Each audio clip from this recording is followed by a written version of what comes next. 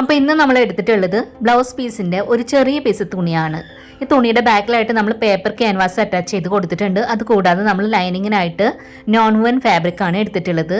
ഈ നമ്മളെടുത്ത തുണിയുടെ നീളവും വീതി എത്രയാണെന്നുള്ളത് ഇവിടെ സ്ക്രീനിൽ കാണിക്കാം. ഇനി നമ്മൾ ഈ തുണിയുടെ ലൈനിങ്ങിന്റെ ഒരു തുണി ഉണ്ടല്ലോ, അത് നമുക്ക് സൈഡിലേക്ക് ഒന്ന് മാറ്റി വെക്കാം.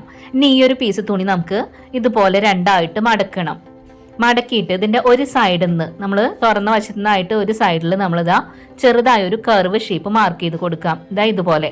അതിനുശേഷം ആ ഒരു ഭാഗം നമുക്ക് കട്ട് ചെയ്തെടുക്കാം.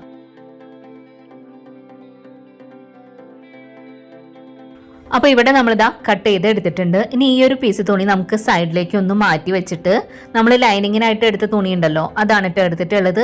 അതിൻ്റെ മുകളിലേക്കായിട്ട് നമ്മൾ കട്ട് ചെയ്ത് വെച്ച തുണി ഇതുപോലെ ഒന്ന് വെച്ച് കൊടുക്കുക. എന്നിട്ട് ഈ ഒരു ഷേപ്പിൽ ആ ഒരു തുണിയും കൂടെ കട്ട് ചെയ്ത് എടുക്കുക. അപ്പോൾ ഇവിടെ നമ്മളിതാ കട്ട് ചെയ്ത് എടുത്തിട്ടുണ്ട്. ഇനി മെയിൻ ആയിട്ടുള്ള ആ ഒരു പീസ് തുണി ഇതുപോലെ ലൈനിങ് തുണിയുടെ മുകളിലേക്കായിട്ട് ഇതുപോലെ വെച്ച് കൊടുക്കുക, നല്ല വശങ്ങൾ ചേർന്ന് വരുന്ന രീതിക്ക്.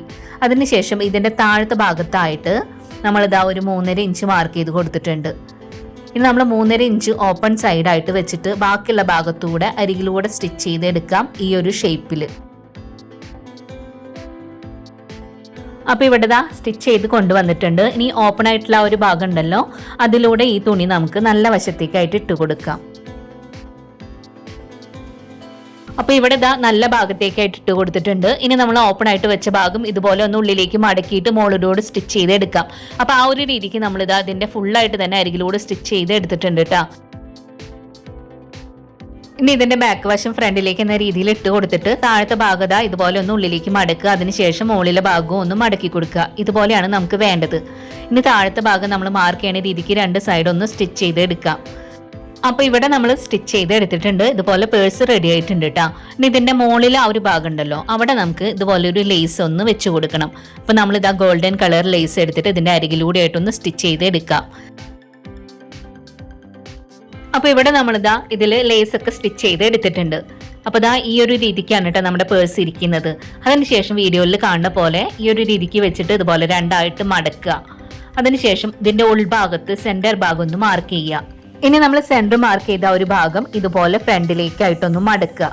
ഇതാ ഈ ഒരു രീതിക്ക്. അപ്പോൾ നമുക്ക് അടുത്ത സൈഡിലും കറക്റ്റ് ആയിട്ട് തന്നെ ആ ഒരു മാർക്കിംഗ് കിട്ടിയിട്ടുണ്ട്. ഇനി നമുക്ക് ഇവിടെ വേണ്ടത് വെൽക്രോ ആണ്. വെൽക്രോ നമ്മൾ എടുത്തിട്ടുണ്ട് കേട്ടോ. അത് ഇതാ രണ്ടായിട്ട് വേർപ്പെടുത്തിയിട്ട് ഒരു പീസ് നമ്മൾ മുകളിൽ സെന്റർ മാർക്ക് ചെയ്ത് അവിടെയും ഒരു പീസ് നമ്മൾ താഴെ മാർക്ക് ചെയ്ത് അവിടെയും വെച്ച് കൊടുക്കുക. അരികിലൂടെ സ്റ്റിച്ച് ചെയ്ത് എടുക്കുക.